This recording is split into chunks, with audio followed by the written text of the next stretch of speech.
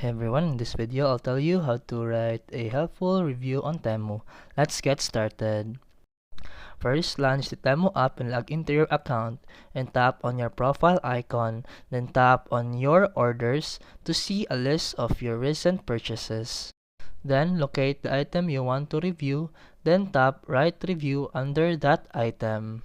Then choose a rating from 1 star to 5 star. 5 star is excellent, 4 star is good, 3 star is okay, 2 star is poor, then 1 star is bad. Then write your review and be specific and honest about the item quality, description, accuracy, your usage experience, and shipping details.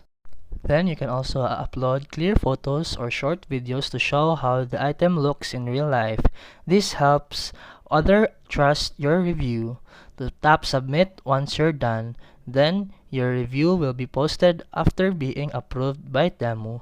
And that's it for today's video. If you found this helpful, please like and subscribe for more videos. See you in the next one.